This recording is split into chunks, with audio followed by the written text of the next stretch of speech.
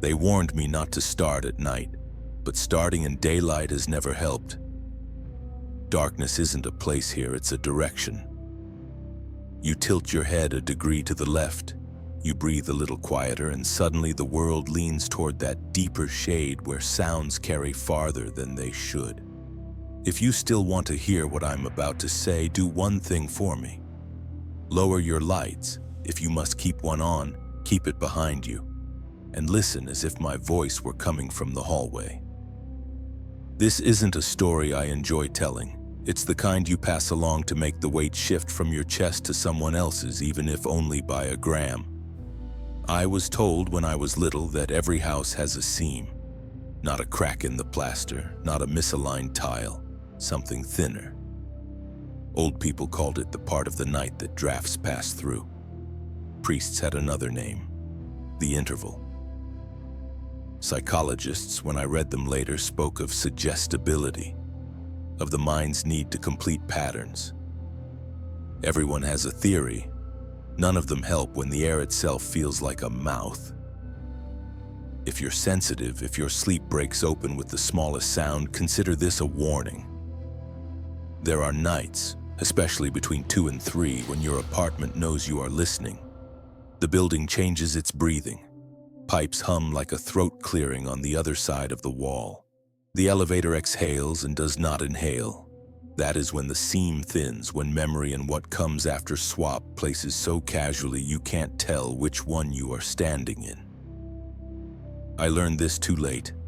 All I can do now is show you the door and hope you don't push it. I'm not a believer, not in the way my mother wanted. She kept a prayer folded into the lining of her purse, the paper worn translucent from the heat of her hands. When I moved into my first room alone, she told me never to set a flame near a mirror at night. Fire and reflection make a road, she said. If you light one end, someone will see it. At the time, I thought it was folklore with good intentions, like telling a child hot water sings so they won't scald themselves. But warnings have a way of staying behind your teeth. Even now, in hotel bathrooms where everything gleams, I put a towel over the glass before I strike a match. You might ask why I'm telling you any of this. Because I promised myself I would. Because the only way to keep the voices from repeating their sentences in the corners of my apartment is to give those sentences a place to go. I used to think I could bear them without speaking. I tried. For months I woke to footsteps that weren't mine, to the slow, measured weight of someone stopping on the other side of the bathroom door, to the low tune of a mouth without words. You can call that stress. You can call it the mind grinding its wheels. I called it silence learning a melody. And I am telling you now because there are 7 things: a figure, a head, a voice, a door, a window, a rope, and a phone that got into me by way of that seam, and they're not done yet. If you need rules before we go any further, take these. Don't stare into black glass. Windows at night are not windows. They are unlit screens waiting for your reflection to blink. If you must pass a mirror after midnight, blur yourself. Smudge the edge with your breath. Drag your hand through the face you wear there, so that whatever looks out finds nothing clean to climb through. When you cross a park after dark, do it as if you were a guest. This is important. Do not run unless something has touched you. Running is an invitation. They smell invitations on the soles of your feet. I know how this sounds, but the first time I felt a hand around my ankle, there was no hand. Only the distinct pressure of fingers that were too long to be mine and too calm to be human. The earth didn't shift, the fence didn't rattle, and I moved because children always move when touch remembers them. Not everything I will tell you happened when I was small. Some of it waited for me to be tired enough to stop arguing with myself, after a shift that ended close to midnight, after a hallway that held no one, after I had learned to cook for one and leave a plate anyway. There is a smell to fear that isn't yours. People say sweat, metal, ash. I say cooled wax. like the little citadels that candles leave when they give up their light. When the room is still warm but the flame is already a memory. I notice it where I shouldn't. Between the elevator and the landing, inside a stairwell that never sees a match, near a window that doesn't open. Cooled wax and something like old hair left to dry on a radiator. I have tried to rationalize this. Buildings hold on to 100 lives. Smoke travels. Scents nest in curtains and rise when you walk by. But rationalizations don't stop the tune when it starts. Low, lazy, as if the singer were conserving breath. I'm speaking to you the way I wish someone had spoken to me, plainly, with the particulars intact. You can live an entire life in a city and never meet what the city stores after dark. Or you can tilt 3 degrees and find it waiting in the gap between your footfall and its echo. I tilted. Maybe because I was lonely. Maybe because a part of me wanted evidence that the dead were not done with us. Or maybe because on certain nights the world is thinner and we are the ones who get pulled taut. Before we go on, I want you to do something small, almost nothing. Put your phone face down. Unplug the small lamp nearest to you, not all the way. Just loosen it so the bulb can't flare if the building breathes wrong. Take a deep breath, and then 2 more. Count the seconds it takes for your exhale to disappear. If the number changes mid-count without you, stop listening. Leave the room. Some things don't want an audience. Some things become what you make of them. For the rest of you who stayed, I will keep my promise. I'll tell you about the tall one in the park whose head tilted toward a sky with nothing to see. About the mouth that groaned without a body beneath the bridge. About the woman who found the road I lit by accident and stood with her feet gently aligned to the threshold, while she hummed a tune whose words I can almost recall. I'll tell you about a man who carried a leash without a dog and how the leash led him out of the world. About a relative who arrived in 2 towns at once to say goodbye, and about the call I hung up on at 2 in the morning because I didn't recognize the voice that was about to leave. It begins here with the lights behind you in the hallway quiet. If you hear a small change in the air, if the refrigerator sighs and doesn't finish, if the elevator decides to sleep a floor too early, don't worry. It's only the seam noticing that you are listening. And if, from the edge of your mirror, a breath appears that you didn't make, cover the glass and say what my mother taught me to say in a whisper saved for closed doors. Not tonight. Not this way. Not mine. Now we can begin. I was 9 years old the first time the seam opened. It wasn't supposed to happen to children, or so the adults said, but maybe it's easier for children because we still believe everything is possible. That night, Martine and I decided to break my mother's rule. Her single commandment. Don't leave the house after dark. She said the park across the street swallowed light and sound, that it had its own kind of silence, one that could outweight you. I thought she was only being dramatic. She had a talent for superstition. Coins under the doormat, mirrors covered during storms, prayers tucked into windowsills. But fear, I've learned, often starts as someone else's caution. Martine lived 2 houses from mine. His parents were gone most nights, so his grandmother watched him from the couch, her rosary wrapped twice around her wrist like handcuffs. We pretended to sleep until her door clicked shut.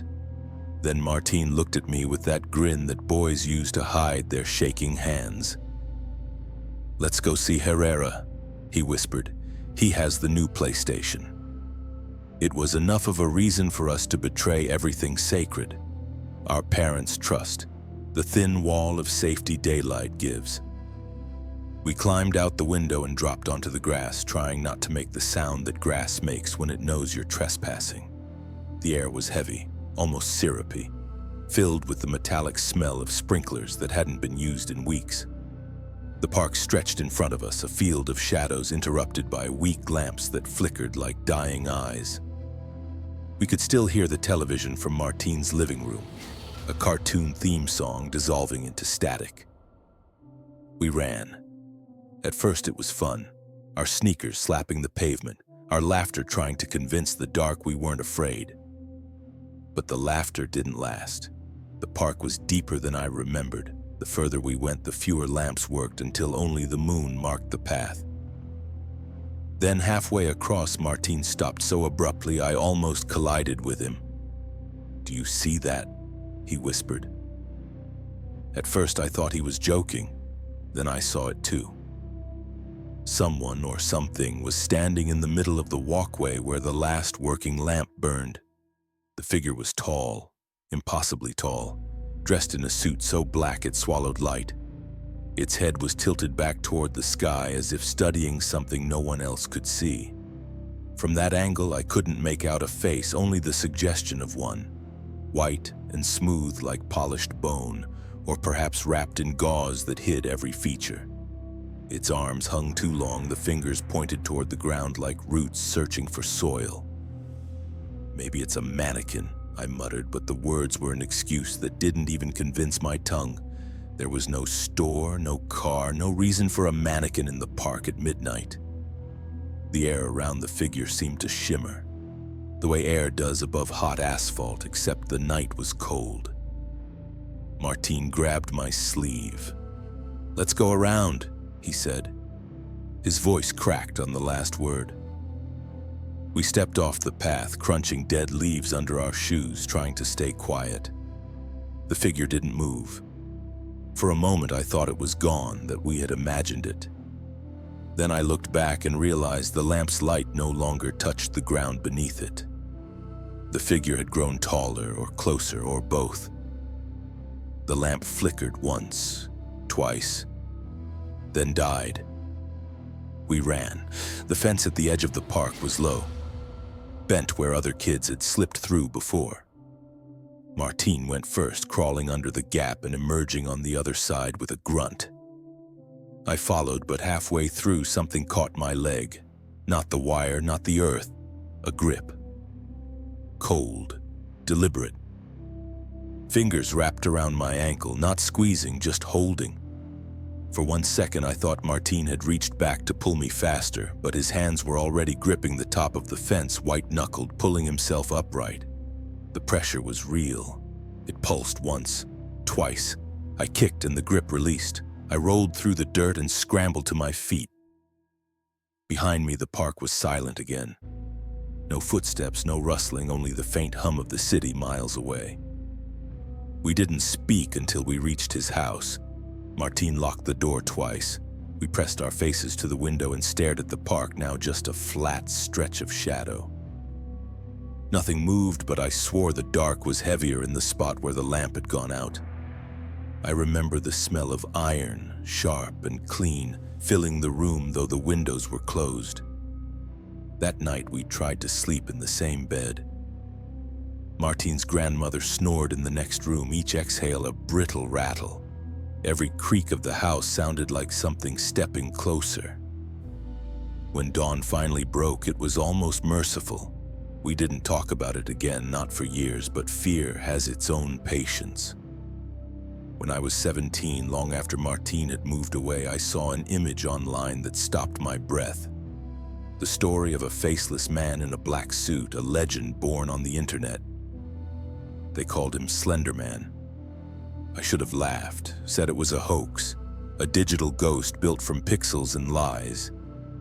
But I didn't laugh, because the picture didn't look new to me. It looked like a memory someone else had uploaded from the back of my skull. I told myself that what we saw was just a man, or a shadow misread by two frightened boys. Yet sometimes when I close my eyes, I still feel the exact weight of those fingers on my leg. Not tight, not violent, just enough to say, I know you're real, I'm not done with you. And every now and then when I pass a park alone and see a lamp flicker at the far end, I can't help but tilt my head upward just slightly the way he did, as if something up there might be looking back. When you work late enough nights, the city starts to forget you exist. You walk through streets that used to feel familiar, but they look washed out, like someone turned down the brightness on everything. I was 17 when I got my first real job as a waiter at a restaurant that smelled permanently of oil and garlic. It was the kind of place where time moved differently. Fluorescent lights, metal trays, music that played too quietly to distract you from your exhaustion. That night, I stayed past closing. The manager handed me a ragged envelope with my tips, told me to lock up, and left.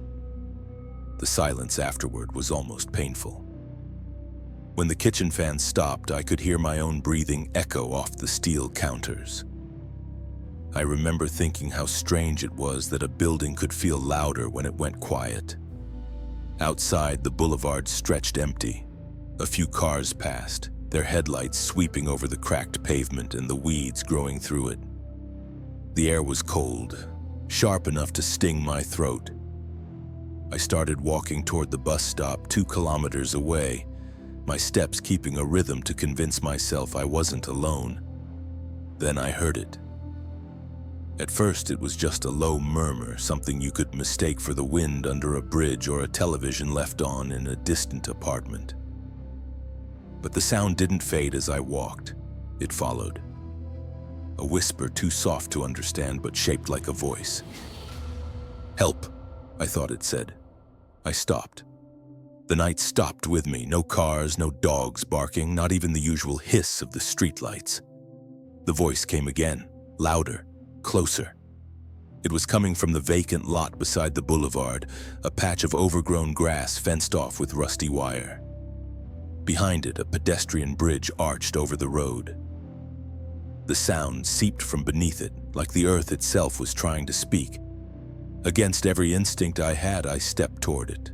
The closer I got, the clearer it became. Someone was crying, not sobbing, crying like breathing hurt. I crouched to look under the bridge, my phone's screen casting a dim glow.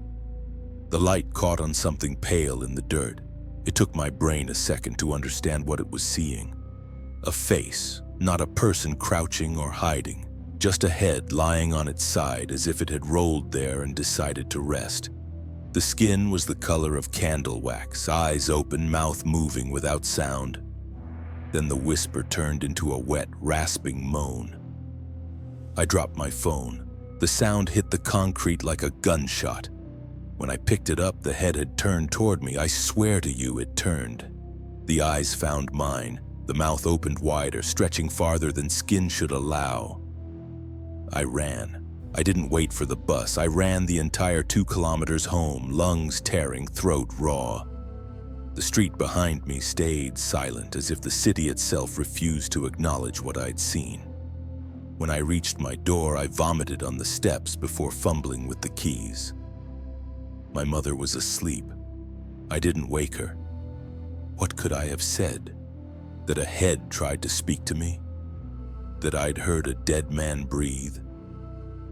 I didn't sleep that night. Every time I closed my eyes, I saw that mouth opening again, as if it were trying to finish the sentence it had started under the bridge. Weeks passed. I told myself it had been a hallucination, stress, exhaustion, the tricks shadows play when you stare too long. But fear, when ignored, ferments into certainty. Months later, my uncle came to visit. Over dinner, he asked if I still worked at that restaurant. I said no, that I'd quit. He nodded slowly, his face losing its color. "You know," he said, "when I was there, one of the cooks lost his brother. Motorcycle accident right by the pedestrian bridge. Poor guy hit the curb head first. Happened in the middle of the night. They say his brother got there before the ambulance did and..." My uncle paused, tapping his fingers on the table. He said it looked like his brother was still trying to say something. His mouth kept moving. I didn't answer. I couldn't. The next day I walked past the boulevard again from the opposite side of the road. The fence was gone. Someone had left a small white cross planted in the dirt, surrounded by melted candle stubs. The wax had run down like tears, pooling into shapes that reminded me of a face. Since then, whenever I smell burnt wax in an empty street, I walk faster. Not because I'm afraid of seeing it again, but because I'm afraid it's still trying to finish that sentence. And this time, I might finally hear the end of it. When I moved to the capital, I thought I was leaving my ghosts behind. I was wrong. Cities don't wash you clean. They just replace your old noises with new ones. My mother, ever cautious, told me that before I spent my first night in the apartment, I had to purify it. She mailed me a small package wrapped in newspaper, 2 white candles, a metal tray, and a note written in her crooked hand. "Light them once," it said. "Let them burn through the night. Put a bowl of water beside them. Never, never set them in front of a mirror." I laughed when I read that. My new place was tiny, barely big enough for the bed and an old dresser that came with the lease. The only mirror was mounted on the wall facing the bed, a heavy oval thing framed in flaking gold. I didn't have any other spot for the candles, so I set them on the dresser below it. The water, I thought, would make everything safe. That night, the apartment smelled of paint and dust, and the streetlight outside threw long orange bars across the floor. I lit the candles. The flames reflected in the mirror, doubling themselves until it looked like 2 hallways of fire disappearing into each other. I watched them for a long time before sleep took me. When I came back from work the next evening, I was exhausted, the kind of tired that makes your thoughts stumble. The air inside felt thick, too warm, as if someone had been there all day with the windows closed. I checked the candles, what was left of them anyway. They had burned almost to the base, wax dripped and hardened down the sides like veins. I frowned. They'd been half their height that morning. It made no sense. I decided to shower before worrying about it. The bathroom was inside the bedroom. I could still see the mirror from the doorway. As the water heated, steam began to fog the tiles. That's when I heard it. A faint humming. A woman's voice, slow and tuneless, as if remembering a lullaby. I froze. The sound was coming from the bedroom, from near the mirror. At first, I thought it was a neighbor, someone cleaning or listening to music. But the tune was too close, like it was meant for me. I turned off the water, the pipes moaned, and the humming stopped. The silence after was so dense I could hear the droplets sliding down the shower curtain. I waited. Then, just as I reached for the light switch, the shadow under the bathroom door changed. It was subtle, just the interruption of the dim candlelight leaking through the crack. Something had moved between the door and the dresser. I could see the outline of 2 feet bare, still. The humming began again, softer now, right on the other side. I didn't breathe. I counted. 1, 2, 3, 4 steps. The shadow drifted away, the sound fading toward the window. When I finally opened the door, the room was empty. The air reeked of hot wax and something else, something like hair singed by a flame. The candles were almost gone, puddles of wax cooling on the metal tray. The mirror, however, looked different. A smear ran across its lower edge, an oval fog print, the shape of a mouth exhaling against glass. I called my mother. My voice shook as I told her everything. She didn't interrupt until I mentioned the mirror. Then she went silent. "You lit them facing it?" she asked. "Yes," I said. "Oh my God." She explained that mirrors were crossings, that fire in front of them didn't just reflect, it invited. The flame burned on both sides, she said, one here, one somewhere else. She told me to open every window, pour salt into the corners, and pray. I did. For days afterward, I repeated her words, hoping to fill the apartment with sound stronger than the humming. It worked for a while. The air lightened. I convinced myself the fear was gone, until the complaints started. One afternoon, as I returned from work, a man from the apartment below stopped me in the stairwell. He looked annoyed, almost embarrassed. "Could you please keep it down?" he said. Every evening around 5, we hear someone running in circles in your bedroom. It shakes our ceiling." I stared at him, confused. "That's impossible," I said. I'm not home at that hour." He frowned. "Well, someone is, and my wife keeps seeing a woman at your window. Long hair, loose, she just stands there, looking out." I wanted to argue, to laugh it off, but his voice was too certain. His eyes held the kind of sincerity people have when they've already convinced themselves it's real. That night I left all the lights on. I didn't hear any humming, but the mirror never cooled. When I touched it, the glass felt faintly warm, as if someone had just pressed their hand against the other side. 3 months later, when my lease ended, I packed my things before sunrise. I left the mirror uncovered. I didn't want to take anything that might belong to her. Sometimes late at night, when the street outside my new place goes quiet, I catch myself humming that same tuneless melody without realizing it. And every time I stop, I think about those footsteps circling above that poor man's ceiling, about the woman standing in the window that no longer belongs to me. I wonder if she's still waiting for the mirror to light again. It was my second year at university when I met Diana Prato. She wasn't exactly a friend, more like a classmate you end up trusting at 2 in the morning because everyone else has gone home. We were working on a group project, one of those endless nights of coffee and panic. And she offered her house since she lived near campus. I remember it was already close to midnight when we arrived. The street was quiet, the kind of silence that hums in your ears. Her house was old, with narrow corridors and the heavy smell of humidity.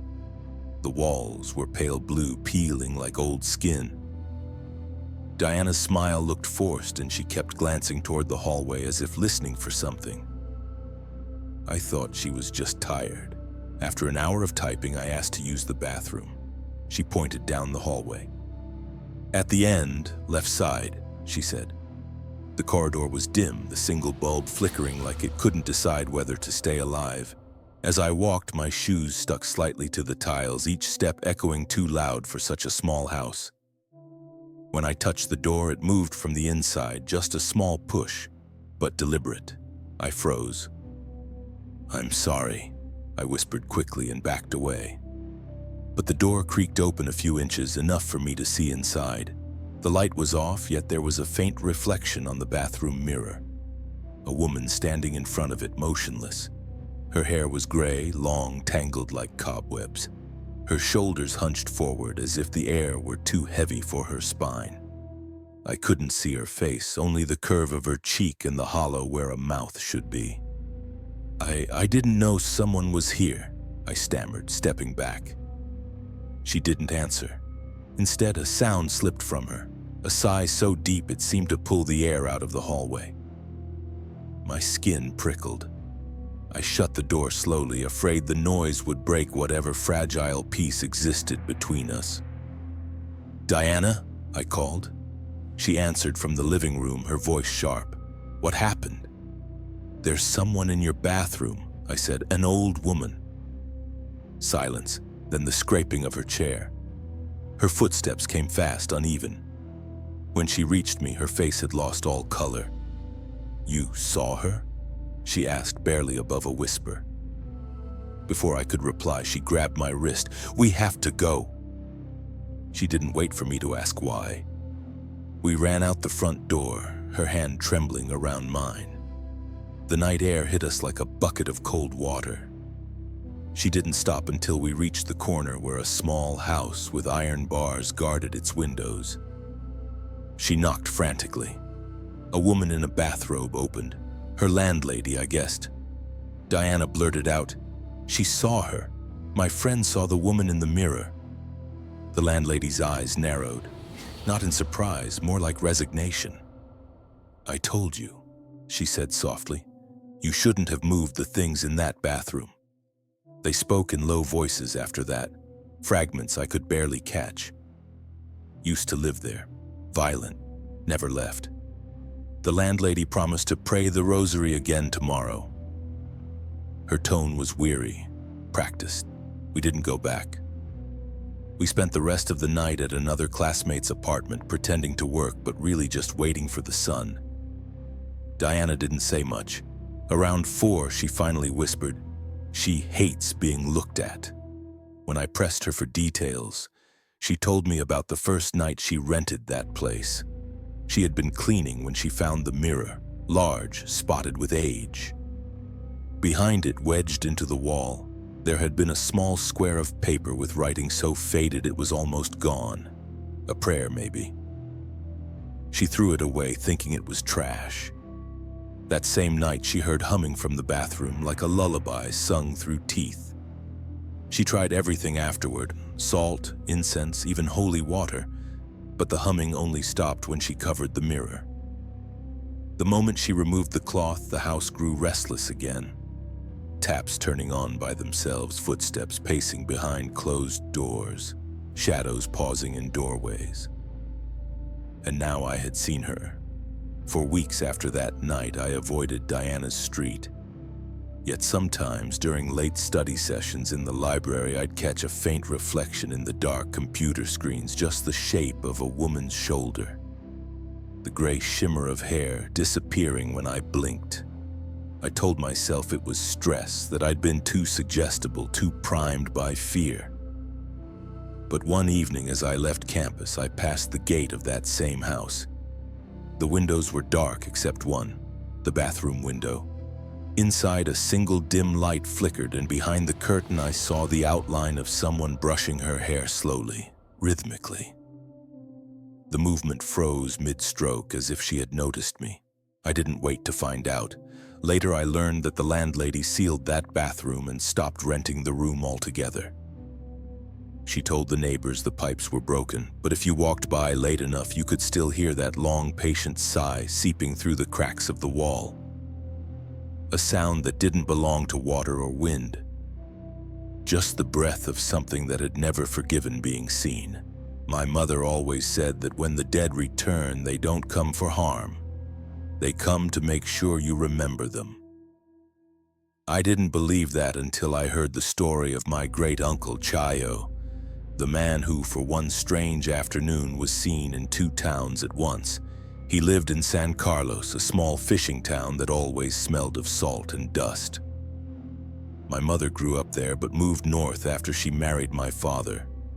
Her sister settled even farther away near the Yaqui lands, where the wind carries the dry rattle of seeds in every breath. By the time I was born, only Chayo stayed behind. A stubborn old man with silver hair and a laugh that cracked like firewood. One afternoon, years later, my mother was in our yard, watering the plants. The heat shimmered off the ground when a figure appeared at the gate. She blinked, thinking the sunlight was tricking her eyes. But it was him. Tio Chayo, smiling, tipping his hat like always. "Just passing by," he said. "Wanted to see if you're all right." He looked exactly as she remembered.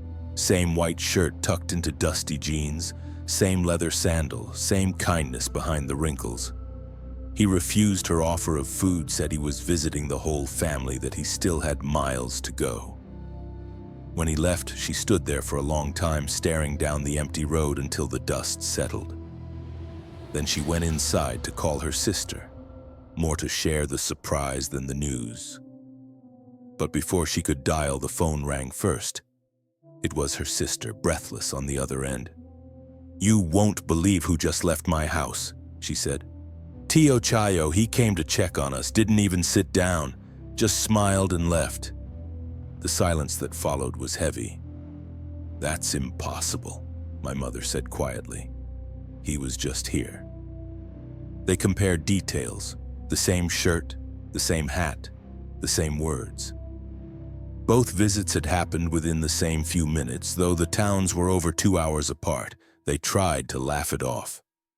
Maybe he had taken a bus early, maybe they misjudged the time. But as the evening fell, the certainty of what they'd witnessed began to sink in. A cold, slow realization that they hadn't spoken to a man still bound by distance or time. They called one of Chayo's neighbors to check on him. The woman went to his house, knocked, peered through the window. Empty. She said the place felt too still, as if the air had forgotten how to move. An hour later, the same neighbor called again. "He's here," she said, her voice trembling. "He's sitting in his chair now outside. I don't know how, but he's here." My mother and aunt didn't know what to think. Relief mixed with dread. If he was fine, what had they seen? They decided to visit him that weekend, but before they could, days turned into weeks. Life pressed forward, as it always does. Then the call came. Chayo had died quietly in his sleep, sitting in the same chair where the neighbor had last seen him. The doctor said it must have been peaceful, his heart simply giving out. But my mother never forgot that day, how she and her sister had both spoken to him after he was already halfway gone. Years later, when I asked her about it, she told me something the Yaqui elders in my aunt's town believed, that every soul has a Yoanya, a shadow double that walks ahead of it on the road to the afterlife. It visits the places the body loved most, says its farewells. And when its journey is done, the body follows. They call it the traveler between suns, she said. You only see it when it's someone who truly loved you. I tried to dismiss it as folklore, but a month after she told me, I dreamed of a man standing outside our gate. He didn't move, just lifted his hand in greeting. His hat cast his face in shadow, but I recognized the tilt of his head, the smile.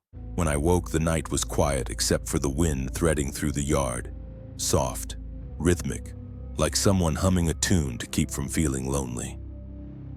Now every time I smell salt and dust together, I stop whatever I'm doing and look toward the road. Because if Tio Chayo's shadow ever comes my way, I want to make sure he knows he's not walking alone. Some hauntings don't start with death. They start with gratitude left unsaid. I learned that from the man with the empty leash. It happened a few years ago on a bright Sunday morning in Mexico City. My girlfriend and I were walking our dogs along Yucatan Street in La Roma, enjoying one of those rare hours when the city feels gentle. We had just come from breakfast with friends. Everything smelled of coffee and rain-soaked pavement. That's when I noticed him, standing across the crosswalk, phone pressed to his ear, staring at us. No, staring at her. He looked to be in his mid-30s, a little older than us, with silver streaks in his beard that caught the light. There was something oddly familiar about his face, though I couldn't place it. He lowered his phone and smiled at my girlfriend, a small, wistful smile that made her stop mid-step. "Do you know him?" I asked. She hesitated before nodding. "It's been a long time." They exchanged a few quiet words I couldn't hear over the traffic. He laughed once, softly, like someone revisiting a memory he didn't expect to survive. When the light changed, she tugged at the dog's leashes, cutting the moment short. We crossed, and I turned back to wave at him out of politeness. He smiled again and lifted his hand, revealing something I hadn't noticed before. A leash coiled around his palm. But there was no dog. "Lost your friend?" I joked, pointing. He looked down, then up at me, still smiling. "No," he said, "old habits." The tone in his voice, warm, tired, final, sent a chill through me. Then one of our dogs barked and pulled, and by the time I looked back, the man was already walking away, the empty leash swinging by his side. That evening, I asked my girlfriend who he was. She tried to dodge the question, but eventually the truth came out. Years ago, during a work trip, she had gone through a dark period of depression. Alone in a hotel room, she'd decided she couldn't go on. It was that man, a stranger attending the same conference, who had found her in time, cut the rope, and called for help. "He saved my life," she whispered, "and I never thanked him." I didn't know what to say. There are silences too fragile to touch. We stayed up late, the memory of his face lingering between us. 2 nights later, just after midnight, something pounded on our front door. 3 sharp knocks, then silence. The dog started barking, hackles raised. I grabbed a flashlight and opened the door. No one. Only the wind moving through the hallway. We tried to go back to sleep, but an hour later another noise woke us, this time from inside. A soft tapping on the bedroom door, slow, deliberate. The dogs whimpered, ears flat. I called out, Who's there? No answer. When I turned on the light, the sound stopped. By morning, we convinced ourselves it had been the pipes or the wind, until noon when my girlfriend's phone buzzed with a message from an old colleague. Did you hear about Daniel? He passed away last night. Suicide. Daniel, the man with the empty leash. She stared at the screen for a long time. The timestamp on his death matched the hour of the knocks. Neither of us spoke for the rest of the day. That night she cried quietly, repeating, I should have said thank you. I held her, trying to find words that could make sense of it. But all I could think about was the leash in his hand. Habit, he had said. Maybe he hadn't been walking a dog at all. Maybe he had been holding on to the last thread that tied him to this world. Something invisible but still warm. A reminder that he had once pulled someone back from the same edge. Sometimes I wonder if he appeared that morning so she could see him one last time. So she could understand that survival is a debt you can't repay with silence. And sometimes when we're walking our dogs at dusk, my girlfriend stops and looks behind us. Do you hear that? She asks. There's nothing. Just the chain of leashes jingling against each other, a soft metallic rhythm that sounds almost like footsteps pacing a few meters behind. I tell her it's just the wind, but the truth is I hear it too. It was 2:07 in the morning when the phone rang. Not my cell phone, the landline. The one that never rang unless it was bad news.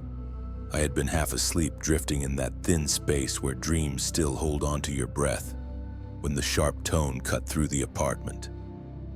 I stumbled to the hallway, more annoyed than afraid. The cord hung like a black vein against the wall. I lifted the receiver and mumbled a sleepy, "Hello?" A woman's voice answered. Soft, familiar in a way I couldn't place. "I'm on my way," she said. "Wait for me." Her tone was calm, almost gentle. I frowned. "Who is this?" Silence.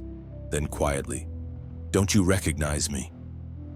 The sound was wrong, too flat, as if coming from far away. The line hissed faintly, a whisper of static breathing in my ear. My throat tightened. I wanted to say something, but every word died on my tongue. And then she sighed, a long, tired exhale, and the call went dead. For a while I just stood there, staring at the receiver, listening to the empty click of the dial tone. The apartment felt different, the air heavier, slower. I put the phone down and told myself it was a wrong number, a drunk caller, a dream I hadn't fully woken from. When morning came, I'd almost convinced myself it hadn't happened. Almost. Until my mother called. Her voice trembled in that polite, practiced way people use when they're holding back grief. "Your Aunt Marisol passed away last night," she said. It was sudden, around 2 in the morning. The world tilted. For a few seconds, I couldn't breathe. My skin prickled with the memory of that voice through the receiver. The soft calm, the tired sigh. How did she die? I asked, though I already knew. "Heart failure," my mother said. "The doctor said it happened peacefully, like she just decided to rest." I didn't tell her about the call. I couldn't. She would have said it was coincidence, that my mind was connecting dots it shouldn't. Maybe she would have been right. But deep down, I knew that voice, the cadence, the way she used to stretch the vowels when she was teasing me. The rest of the day passed in a blur of condolences and phone calls. When night came, I sat alone in the living room, staring at the phone as if expecting it to ring again. It didn't. The silence was worse. At exactly 2:07 a.m. the following night, the line clicked once. Not a ring, just a soft electrical hiccup like static clearing its throat. I froze. Nothing. Then from the corner of the room, the small porcelain figurine my aunt had given me years ago, a guardian angel, tipped over and shattered. No draft, no vibration, just a quiet, deliberate fall. That's when I understood. She hadn't called for help. She had called to say goodbye. The next day, I told my mother I wanted to attend the funeral. She warned me it would be small, just family, nothing formal. The service was held in her old town, a place where people still whispered about the dead like they were eavesdropping. The church smelled of wax and lilies. I stood near the back, listening to the priest recite the last prayers. When the candles flickered during the final blessing, I caught a familiar scent, her perfume faint and floral, impossible to mistake. The flame nearest to me bent sideways as if brushed by a hand. I whispered, "You made it." I waited. The light steadied. Since then, I've kept the cracked porcelain angel on my shelf, glued back together, though the fracture still shows across its face. And every night before I sleep, I unplug the landline. Not because I'm afraid of hearing her again, but because I know that if it ever rings a second time, I won't hang up. If you ever hear your phone ring between 2 and 3 a.m., and the voice on the other end sounds like someone you love who's long gone, don't panic. Don't demand proof, just listen. Sometimes the dead only want the courtesy of a reply. Say what I couldn't say that night. I hear you. You can go now. Then hang up before the silence learns your name. They say stories end when the voice stops, but that isn't true. Some stories wait. They linger in the corners of rooms, in the hum of streetlights, in the way you hesitate before turning off the last lamp. That's what I learned after telling you all this, that the telling doesn't bury the thing, it wakes it. When I began speaking tonight, I thought I could contain it, wrap it in words and distance, make it smaller. But as I went on, I realized these tales were never separate. Each one was a thread leading to the same place, the seam, the thin border between here and what listens from the other side. Think about it.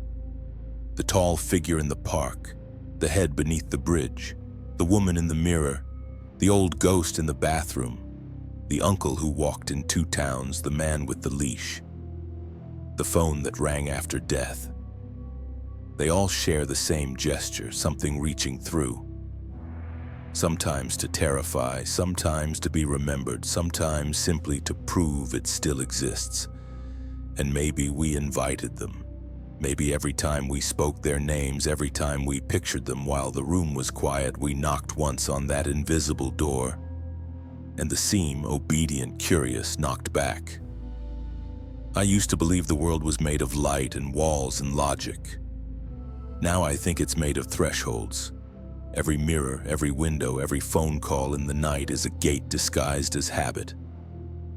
We cross and uncross them without thinking until something crosses back. My mother would tell me that stories have power because belief is a kind of prayer.